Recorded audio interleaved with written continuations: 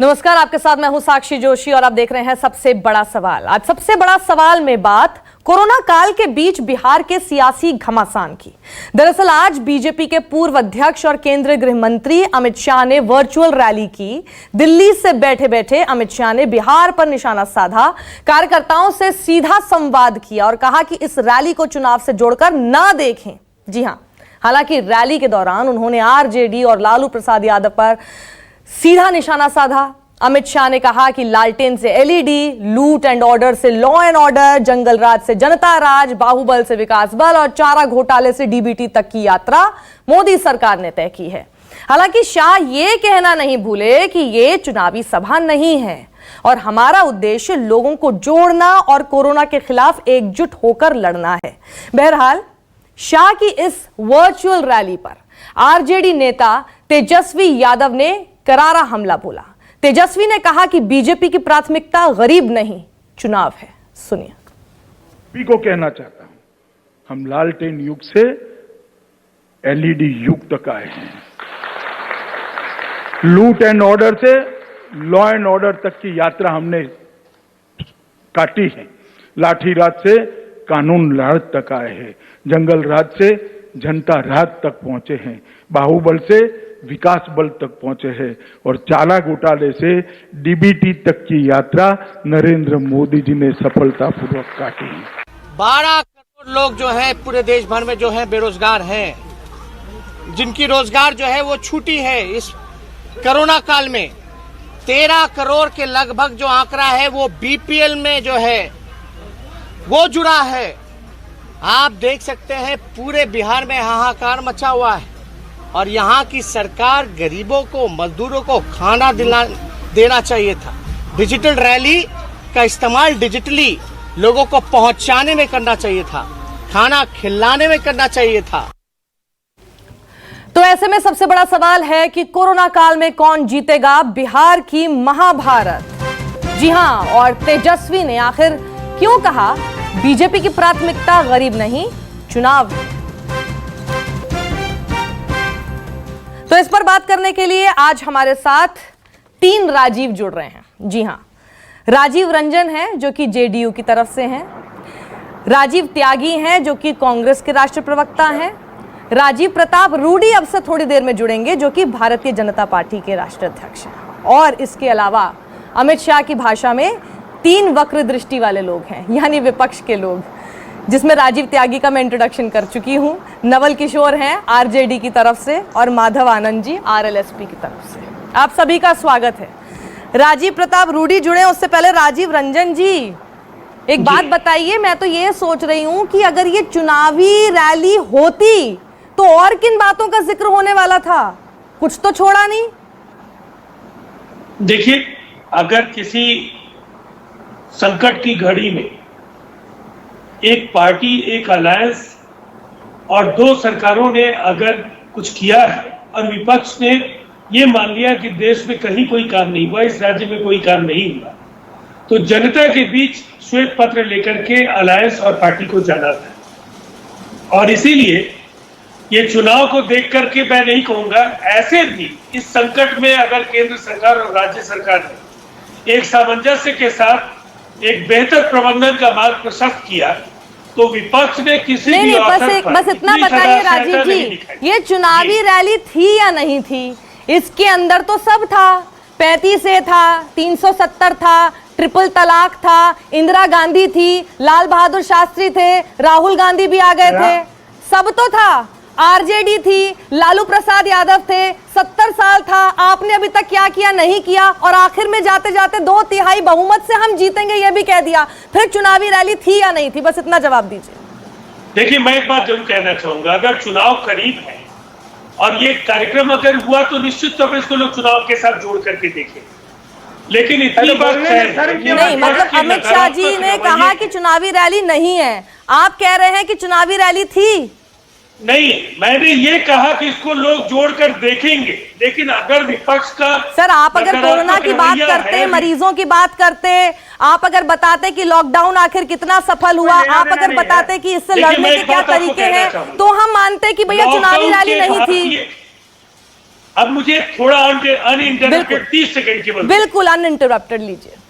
देखिए, सबसे पहली बात तो यह है कि लॉकडाउन के इस भारतीय मॉडल को पूरी दुनिया ने सराहा, सिवाय राहुल गांधी, तेजस्वी यादव और कुछ ऐसे राजनीतिक दल जिनको कभी भी इस देश में कोई सकारात्मक बदलाव या कोई ऐसा कार्य नहीं दिखता है जिससे देश की जनता का भला।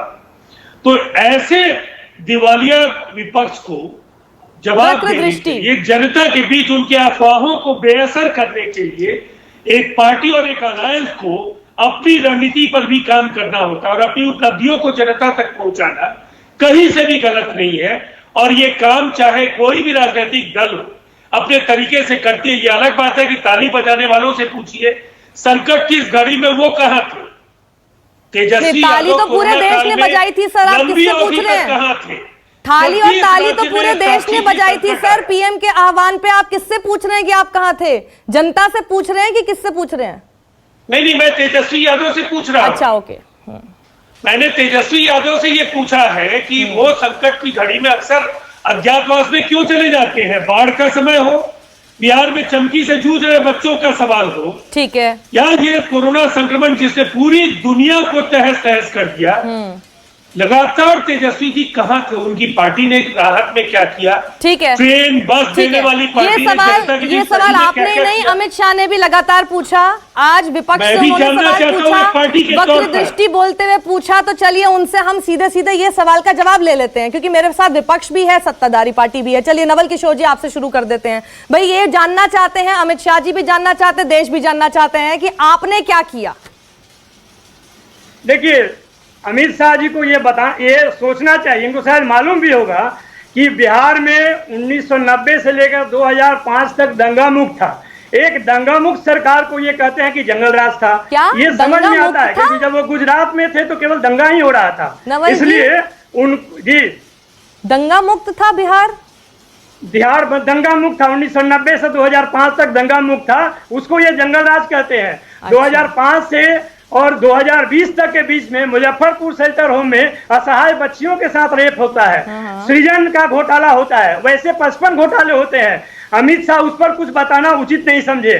पिछले 5 लॉकडाउन में गरीब मजदूरों, अप्रवासी मजदूरों के साथ, विद्यार्थियों के साथ, बिहार के गरीब रेहड़ी पटरी वालों के साथ, किसानों के साथ, नौजवानों के साथ जो खुले तौर पे अन्याय हुआ है, वो भूख से इसके शिकार हुए हैं। अच्छा, अनेक तरह मतलब जब आप थे किसी पे तो कोई अन्याय नहीं हुआ, आपके हिसाब से तो दंगा मुक्त था बिहार, आपके हिसाब से सब बहुत खुश थे। आज अगर अमित शाह ने ये बोला कि 22% से इलेक्ट्रिफिकेशन हमने 100% कर दिया, तो क्या ये सच नहीं है? नहीं, लेकिन ये उनसे पूछिए कि जब इलेक्ट्रिसिटी नहीं रहती है तो क्या लालटेन वहां पर नहीं जलता है? बिहार में एक भी लालटेन नहीं है, क्या वो बता पाएंगे? क्या भाजपा ने लालटेन के बदले में एलईडी प्रोवाइड कर दिया है? अरे 24 घंटे तो बिजली सर तब मिलेगी ना जब हर जगह पे बिजली होगी। आपने तो हर जगह पे बिजली भी नहीं पहुंचाई, 22 से 100 भी नहीं कर पाए। आपको याद होगा कि 2015 में मोदी जी जब दरभंगा में सभा कर रहे थे तो उन्होंने पूछा कि 24 घंटा बिजली रहती है कि नहीं। जनता ने वही उनको जवाब दिया था, दरभंगा के एक सभा में जवाब दिया था कि 24 घंटा नहीं 4 घंटा बिजली रहती है। यह झूठ प्रचार करने का जो उनके पास झूठ का तो जवाब देखिए जनता अपने आप दे देगी। क्या बात सही बोली, क्या गलत बोली, वो जनता को पता होता है। 2015 में जनता ने जवाब दिया था उनको, और फिर 2020 में जवाब देगी। ठीक है, नीतीश कुमार फिनिश होंगे 2020 में, और उनके साथ भाजपा भी इस बार फिनिश होगी। ठीक है, राजीव त्यागी, एक सेकेंड एक करके सर। राजीव त्यागी, आप हमारे साथ हैं। अमित शाह ने आप लोगों को वक्र दृष्टि कहा है कम से कम 4-5 बार। आप अपनी वक्र दृष्टि डाले हुए थे सरकार के कामकाज पर। कोरोना काल में जब एक साथ होना था तब आप हर तरह से अपनी वक्र दृष्टि का इस्तेमाल करते हुए, एस्ट्रोलॉजी की भाषा में आपको पता ही होगा कि वक्र दृष्टि का मतलब क्या होता है, उसका इस्तेमाल करके नकारात्मकता फैला रहे थे।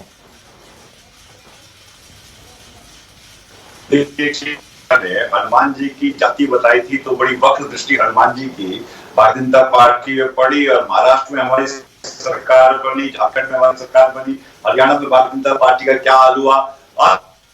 ये वक्री इसमें कहीं को दुराई नहीं है, ये वक्री दृष्टि में राजा के लिए बड़ा इसमें कहीं को दुराई नहीं है। इसको जब देख लेना निमित्ताजी तो बेहतर होगा। अब बिहार के विषय में दो बातें मैं कहना चाहता हूं बहुत स्पष्ट कि बीमारी में प्रचार, भाजपा के जुमले हजार।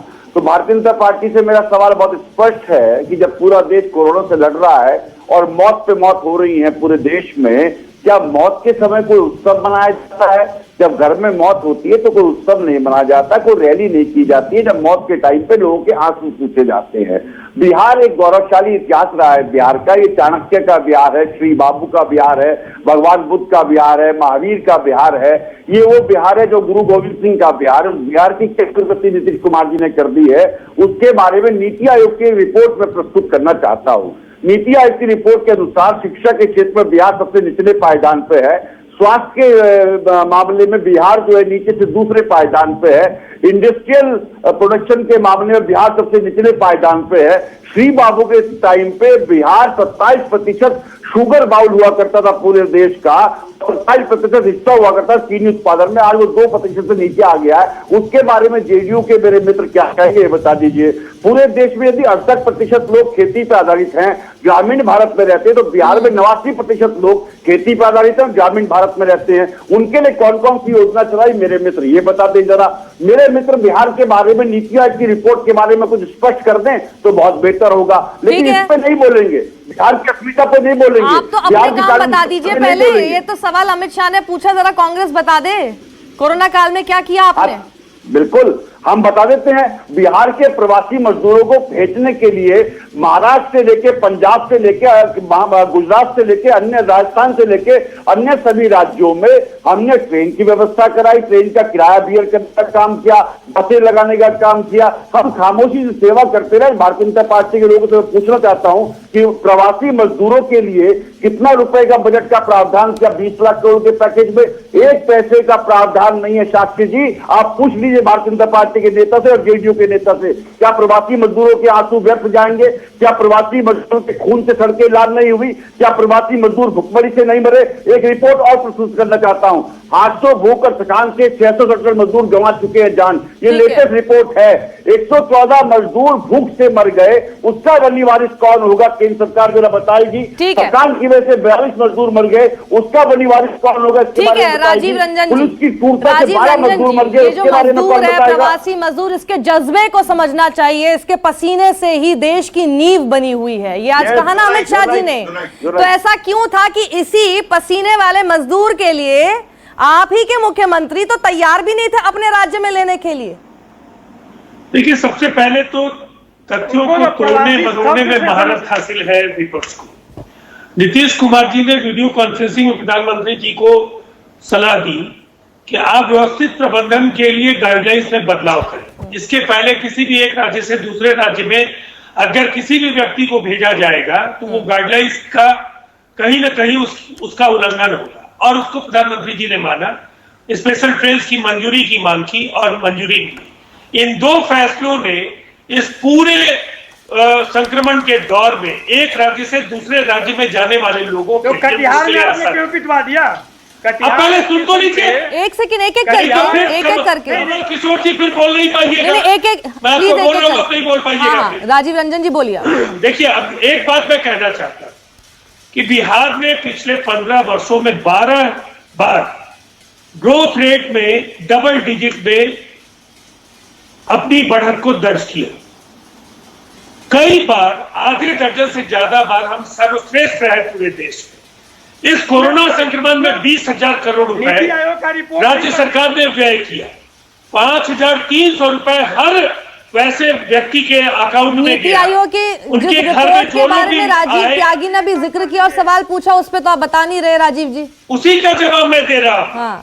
मैंने कहा 20,000 करोड़ रुपए इस राज्य में इस पूरे संकट के दौर में राज्य सरकार ने खर्च किए। हर व्यक्ति जो बाहर से आया उसको 5300 रुपए उस पर खर्च हुए, और साथ ही साथ उनको स्किल सर्वे के जरिए जो एक विरासत में बोझ कांग्रेस ने इस देश में दिया। मैं केवल 30 सेकंड आपका लूंगा। आप लोग की बातचीत से साफ समझ में आ गया है। राजीव प्रताप रूडी जी भी आ गए हैं। राजीव जी आप शुरू में नहीं जुड़े थे, मैंने ऐसे ही करके इंट्रोडक्शन किया था कि आज हमारे साथ 3 राजीव हैं और अब तीसरे राजीव हमारे साथ आ गए हैं। तो जरा मैं राजीव प्रताप रूडी को चाहती हूँ कि स्क्रीन पर। राजीव जी, ये बात तो तय हो गई है कि कोरोना अब हमारे लिए सबसे बड़ा दुश्मन नहीं है, सब चीजें सामान्य हो गई ना। 2.5 लाख तक केस होने वाले हैं सर, कहीं गंभीरता नहीं नजर आ रही। मतलब राजनीति सबसे अहम है, प्राथमिक है।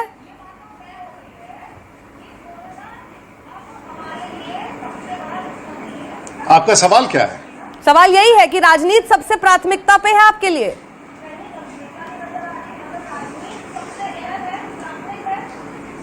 पता नहीं ये सवाल कहां से आ रहा है, तो इसकी पृष्ठभूमि में समझना चाहूंगे कि राजनीति कहां है। ये मुझे समझ में आ जाए, कोई और कर रहा हो तो उसकी मैं चर्चा नहीं कर सकता हूं। नहीं बता देती हूँ, चलिए मैं आपको बता देती हूँ। मुझे लगा कि एक सवाल में आपको समझ आ जाएगा, अब मैं आपको थोड़ा विस्तार से बता देती हूँ। शुरुआत अमित शाह जी ने की कि ये चुनावी रैली नहीं है, और इस पूरी जो रैली थी, डिजिटल रैली जिसको आप कह रहे हैं, इस पूरी रैली में इंदिरा गांधी 70 साल, राहुल गांधी और आरजेडी, लालू प्रसाद यादव विपक्ष, वक्र दृष्टि, हमने ये योजना लाई, हमने वो योजना लाई, मोदी सरकार ने ये किया, अब इस बार 2/3 बहुमत के साथ फिर बिहार में सरकार बनाएंगे।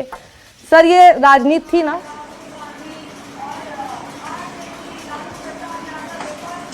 तो हाँ बिल्कुल, इसको थोड़ा सा मैं, अब आप समझ गए आप क्या कहना चाह रही थी। जी। आज किनका संबोधन था? अमित शाह जी ने किनको संबोधित किया? तो शायद आपने ये भूल गई कि वो बिहार के भारतीय जनता पार्टी के कार्यकर्ताओं को संबोधित किया। जी। और संबोधन में एजेंडा तो टीवी चैनल से हम लोग लेके नहीं जाते, संबोधन तो उनका तय था। और जो जन संवाद का ये कार्यक्रम था, तो जन संवाद में तो अगर अमित शाह गए तो उसमें क्या बोलेंगे? राजनीति की बात थी कि सामाजिक बात थी कि कोविड की बात थी कि बिहार सरकार के परफॉर्मेंस की बात थी कि कार्यकर्ताओं की भागीदारी की बात थी? तो इसमें अगर आपको विच्छेद करना हो तो मैं आपको बताना चाहूँगा कि पहले उन्होंने बताया कि देश की सरकार ने किस प्रकार से कोविड की लड़ाई की तैयारी की थी, किस प्रकार से हम लोगों ने प्रयास किया। फिर उसके बाद देश की सरकार ने कहाँ कहाँ क्या कदम उठाए और केंद्र की सरकार ने कोविड की समस्या के लिए पूरे भारतवर्ष में क्या किया, उसके बारे में विवरण दिया। और बिहार सरकार के बारे में, क्योंकि हमारे कार्यकर्ताओं को स्वाभाविक तौर से चुनावी रैली नहीं था, चुनावी रैली होता तो फिर उसका स्वरूप दूसरा होता।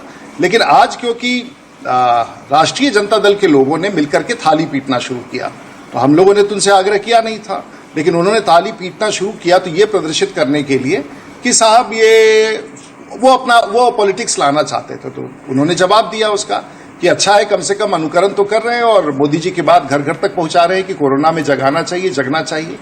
उसके बाद बिहार के पैकेज की बात बताना, हम अपने कार्यकर्ताओं को, अपने वर्कर्स को बताएंगे नहीं बिहार में हमने क्या किया है। अगर 1.25 लाख करोड़ का पैकेज घोषित किया है तो उसका विवरण हम देंगे कि नहीं देंगे। और अगर हमारे राज्य में हमारे नीतीश कुमार और सुशील मोदी अच्छा काम कर रहे हैं तो, और कोविड में उन्होंने बहुत ही अच्छा काम किया है और सरकार की प्रगति हुई है, तो आपको किस बात की आपत्ति हो सकती है? किसी को क्या? मुझे तो कोई आपत्ति नहीं है सर, आप राजनीति वाली भी अपनी रैली करते तो भी मुझे कोई आपत्ति नहीं थी। तो फिर आपको इसको ताल ठोक के मानने में दिक्कत क्या थी कि हाँ जी राजनीति वाली ही हम लोग रैली कर रहे थे, 2/3 बहुमत से जीतेंगे बोल रहे हैं आप। ये कोरोना के केस कितने हो गए सर आज? ये तो हम बोलेंगे और हम ये भी बोलेंगे। हाँ तो नहीं, अच्छा अब आइए, आपका सवाल तो पहला वाला का तो उत्तर मिला या नहीं मिला कि उसके लिए फिर से दोहराना पड़ेगा? लेकिन मेरा पूरी तरह से नहीं, आप अभी भी नहीं मान रहे कि राजनीति। अच्छा आप मान रहे हैं राजनीतिक रैली? दूसरे वाले पर आ जाइए, आप दूसरे वाले आ जाइए ना। अब दूसरे वाले, हाँ देखिए, आप उसको राजनीतिक कह दीजिए, गैर राजनीतिक कह दीजिए, वो मेरे लिए मतलब नहीं रखता है। इस पर मैं समय आपका व्यर्थ नहीं करूंगा और ना देश के लोग जो हमारी बात सुन रहे हैं। अब आइए कोविड पर, तो आपकी बड़ी चिंता है कि देश में बढ़ रहा है, ये बढ़ेगा, बिल्कुल है और बढ़ेगा। और हम लोगों ने पहले भी बताया था कि हमें सब लोगों को, पहले देश के लोगों को बताना है। और पूरी दुनिया खुल रही है। एक तरफ अर्थव्यवस्था को नुकसान था, उसको जानते हुए हम लोगों ने 2.5 महीने बंद की, देश को तैयार किया, आपको भी तैयार किया, और आप भी वही सब चीज कर रही हैं जो हम भी घर में वही कर रहे हैं जो आप कर रही हैं। और देश के प्रधानमंत्री और सभी नेताओं ने मिलकर के और विशेषज्ञों ने मिलकर बताया कि कोविड का सामना कैसे करना है, कब तक करना है, और जब तक वैक्सीन नहीं आना इससे लड़ना है, उसके बाद इससे निकलना भी है और अर्थव्यवस्था को सही करना है। तो ये संख्या यहाँ रुकने वाली नहीं है अगर आपको लगता है, लेकिन हम तैयार हैं। 70% लोग पूरी दुनिया के प्रभावित होंगे। हो सकता है हम और आप और दूसरे लोग 30% में घुस जाना चाहते हो, लेकिन दोनों के साथ साथ चलना होगा कि ये विश्व की महामारी है। कोई ऐसा नहीं है कि बिहार, मतलब सब नॉर्मल है ना सर, नॉर्मलाइज कर दें हम लोग। अब देश मोटे तौर से राज्य सरकार नहीं, बिल्कुल तो अभी भी कोविड के गाइडलाइंस को आप खत्म कर दीजिए ना। आप टीवी चैनल पर कहना चाह रही हैं मैडम जोशी जी, तो आप अगर इतना ही न्यू नॉर्मल है कोरोना और इतना ही नॉर्मलाइज है सर, तो मानने में दिक्कत क्या है कि वर्चुअल रैली जो थी ये आपकी राजनीति से प्रेरित थी, बिहार के चुनाव से प्रेरित थी। देखिए नहीं, मैं आपकी बात से सहमत हूं। अरे दिक्कत का आप तो देखिए, अगर तर्क से तर्क हो तब तो बात हो जाए, तर्क से कुतर्क हो तो फिर आदमी चुप ही रह जाएगा। मेरे तो पर्सपेक्टिव में तो दूसरे का कुतर्क होगा ना सर। मैं तो सामने वाले की बात नहीं मानना चाहूंगी, तो मेरे लिए कुतर्क ही होगा। तो अपनी बात, उनको झूठ बोलने दीजिए। चित भी आपका, पट भी आपका। आप एंकरिंग तो अच्छा करती है मैडम, लेकिन ये बताइए सर उसका सर्टिफिकेट मुझे किसी से नहीं चाहिए। आप भले कह दीजिए बुरा करती हूँ, मुझे उसका भी सर्टिफिकेट नहीं चाहिए राजीव जी। मैं मुझे भी बात कह रही हूँ, शुरुआत की अमित शाह ने ये कह के कि चुनावी रैली नहीं है, और अंत कर दिया ये बोल के कि 2/3 बहुमत से जीतेंगे। बताइए ना सर, हम लोग चुनावी रैली तो 2015 में नहीं आई थी, जब अमित शाह ने 40 रैलियां की थी। एक सेकंड नहीं, तो आपको अच्छा मान लीजिए 45 मिनट के भाषण में मैं अंतिम रूप से मैंने अगर चुनावी राजनीति होता तो 100% चुनावी बात करते हैं। तो मैं तो पृष्ठभूमि में और आपसे अनुमति लेकर के तो हम गए नहीं थे कि वहां पर हमको क्या बोलना है, और हम अपने कार्यकर्ताओं ने किसी ने ऑब्जेक्ट तो नहीं किया कि चुनावी भाषण है या गैर चुनाव है। 6-4 महीने के बाद चुनाव है, तो उसमें तो आपको कंफ्यूजन नहीं होना चाहिए। लेकिन पहले हमारे लिए कोविड की लड़ाई इंपॉर्टेंट है, राज्य सरकार का परफॉर्मेंस इंपॉर्टेंट है, और जो राष्ट्रीय जनता दल ने बिहार में किया है उसका जवाब लाल बहादुर शास्त्री भी आ जाते हैं। आपको इसमें कठिनाई कहाँ है? उसमें कहीं कठिनाई नहीं है सर। कठिनाई दिक्कत ये है कि आप मानना नहीं चाह रहे। मुझे क्या कठिनाई होगी? मान लीजिए ना कि चुनाव आ रहे, तो हाँ जी हमने की चुनावी बात, जोशी डंके की चोट पे बोलिए सर। थोड़ा दायरा तो बढ़ाइए इंटरव्यू सर। मैडम आप थोड़ा दायरा तो बढ़ाइए ना। दायरा बढ़ा दिया सर, सिमट गई है दायरा। ना मैं तो पूरा 70 साल पीछे ले गई। कोई नहीं माधव आनंद रैली। अब बताइए देश अब बताइए ना, किसी को क्या मतलब है? अब आप बताइए ना, किसी को क्या मतलब है कि चुनावी रैली था कि ना? क्यों नहीं है सर? अरे चुनावी रैली था, सत्ताधारी पार्टी, इतने बहुमत से जीतने वाली पार्टी सर, मतलब नहीं है उसको क्यों मतलब नहीं है जनता को ये कि आप क्या बोल रहे हैं, देश के गृह मंत्री क्या बोल रहे हैं? क्या सर, हम आपको बहुत गंभीरता से लेते हैं, आप ले या ना ले, हम आपको बहुत गंभीरता से लेते हैं सर, बिल्कुल लेते हैं। नहीं सच्ची में लेते हैं माधव जी। 40 मिनट तक तो हमने बिहार के बारे में और देश के बारे में बताया। हाँ। और मैं अपने लोगों को तैयार करूंगा। सर सब बताया, बालाकोट भी बताया, सब बता दिया। इसीलिए मैंने कहा ना आपको, बालाकोट भी बता दिया आपने पूरा 6 साल का अपना वो बता दिया। एक तरह से आपके 6 साल जो पूरे हो गए, और मोदी 2.0 का 1 साल पूरा हो गया। बिहार के चुनाव आ रहे हैं, क्या क्या मुद्दे आपको गिनाने चाहिए थे लोगों को, जो सब आपको देख रहे हैं, जनता वोटर देख रही है, सब आपने गिना तो दिया। अब आप ना माने की राजनीति की है, कोई बात नहीं। माधव आनंद जी यहाँ राजीव प्रताप रूडी कह रहे हैं, तो उनकी जो बात है, कोई बात नहीं सर, एक सेकंड माधव आनंद स्क्रीन पर। माधव आनंद ये बोल रहे हैं कि अगर हमने अपनी पूरी बातचीत में बिहार का जिक्र कर लिया और बता दिया कि हमने कितना अच्छा काम इस बीच में किया है, हमने जनता के लिए क्या किया है, क्या करेंगे आगे, तो इसमें विपक्ष को, यानी वक्र दृष्टि वाली विपक्ष को क्या दिक्कत हो सकती?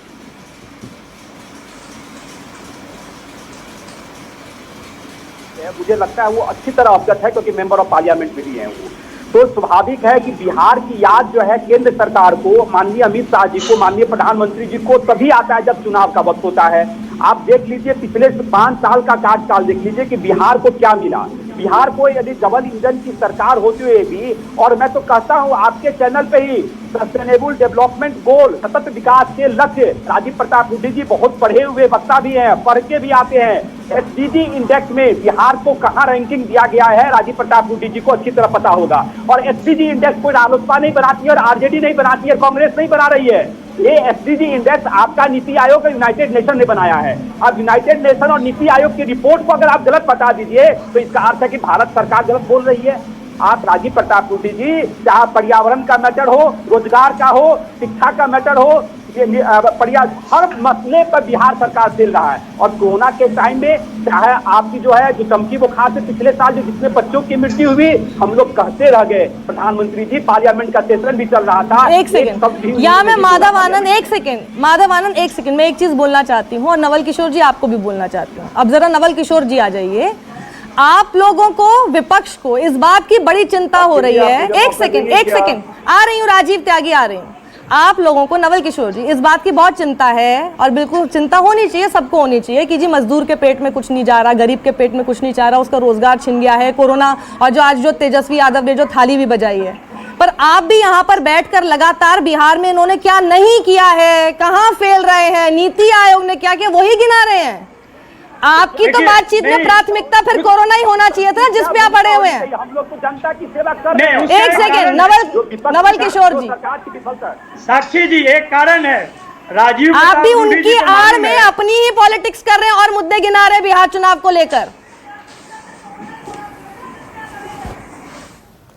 नहीं, मैं सिर्फ आपको ये बताना चाहता हूं कि जिस पार्टी का लोकसभा और राज्यसभा मिलाकर 50 MP हो, एक राज्य सरकार हो, बेशक वो चुराई गई सरकार हो, तो हम सवाल किससे पूछेंगे? एक विपक्ष के रूप में हमने जितना सकारात्मक भूमिका निभाना था लॉकडाउन 1, 2, 3, 4 में निभाया। सरकार को हमने बहुत सारे प्रस्ताव दिए, बसों का प्रस्ताव दिया, ट्रेन का प्रस्ताव दिया, अपने MLA और नेता प्रतिपक्ष अपना सरकारी आवास दिए, नौकरी, अपने तनख्वाह का एक भाग दिया।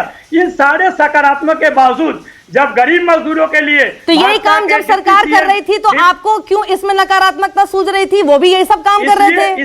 आप भी तो 100% नहीं कर पाए, वो भी 100% नहीं कर पाए। बिल्कुल नहीं, ये गलत है। हमने हर जगह जहां से भी संभव था हमने सहयोग किया। हमने पार्टी के स्तर पे हेल्पलाइन बनाया और कम से कम 1 लाख से ज्यादा मजदूरों को मदद की। मैं ये नहीं कह रही कि आपने कोई काम नहीं किया, वैसे मैं ये भी नहीं कह रही कि सरकार ने कोई काम नहीं किया, पर मैं कह रही हूँ 100% तो किसी ने भी काम नहीं किया ना। थोड़ी चूक आपसे रह गई, थोड़ी चूक उनसे रह गई।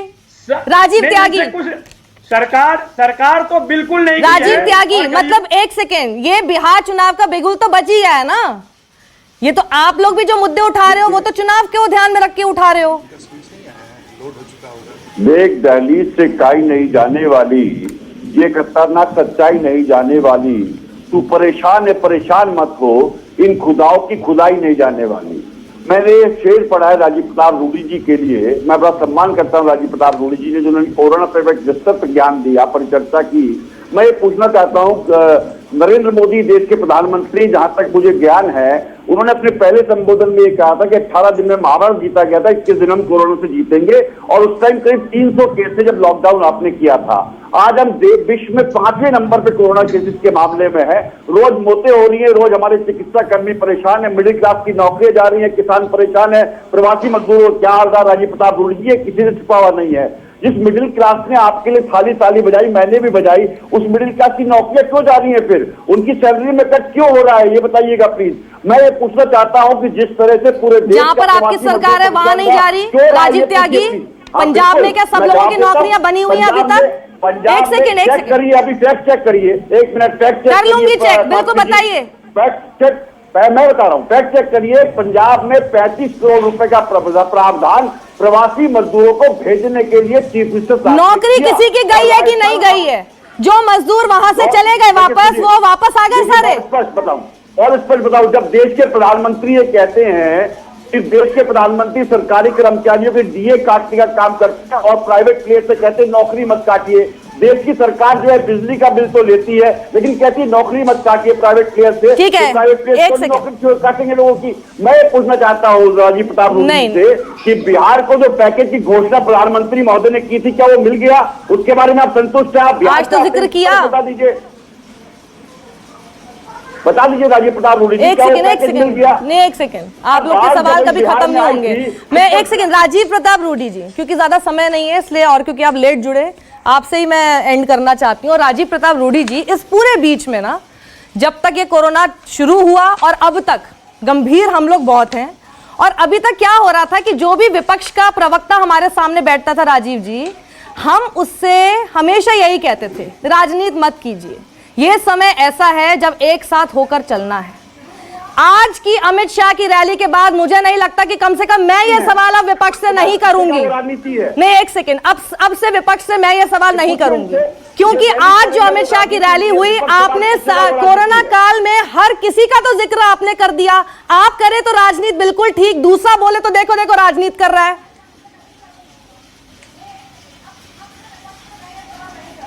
नहीं साक्षी जी, आपका बात बिल्कुल मैं अब समझने के लिए तैयार हूँ। सबसे पहले तो ये कहना कि हमारे त्यागी जी जो हमारे मित्र हैं वो कह रहे हैं जैसे कि मोदी जी ने ही भारत में कोरोना को इनवाइट किया था और इसके कारण उन्होंने पहले बताया कि इतने दिन में खत्म हो जाएगा, फिर वो बढ़ गया। तो पता नहीं इनको कैसे इस बात का पूरा अनुमान लग गया था कि सर आप मेरे सवाल का जवाब दे दीजिए राजीव। एक सेकंड भाई, मैं जब आप बोलते तो मैं नहीं। अरे राजीव त्यागी, एक सेकंड, समय वैसे ही नहीं है, अब आप बीच में बोलेंगे कैसे जवाब मिलेगा? एक सेकंड राजीव त्यागी, सुन लिया आपका सवाल। राजीव प्रताप ऐसे ही ऐसे लोग इन लोग मेरा सेंटेंस नहीं खत्म, मेरा सेंटेंस खत्म नहीं होता है, ये लोग बीच में चले आते, कैसे संभव है बात?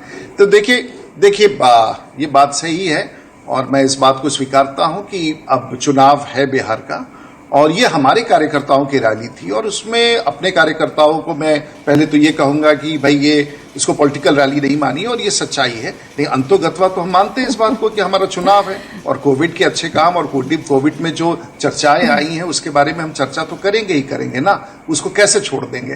तो मुझे लगता है कि इसमें बहुत आपत्ति नहीं हो, कोरोना का संकट समाप्त नहीं हुआ है, लेकिन मुझे लग रहा है आपने धीरे धीरे इशारे में हरी झंडी दे दी है कि विपक्ष भी जो है अब राजनीति कर सकता है। बिहार चुनाव नजदीक आ रहे हैं तो अब विपक्ष भी कुछ बोल सकता है, चाहे तो राजनीति कर सकता है, एक दूसरे के ऊपर अब निशाना साध सकता है पॉलिटिकली। अब शायद हम ये सवाल विपक्ष से नहीं कर सकते, कम से कम आज की इस रैली के बाद। बहुत बहुत शुक्रिया आप सभी लोगों का हमारे साथ जुड़ने के लिए।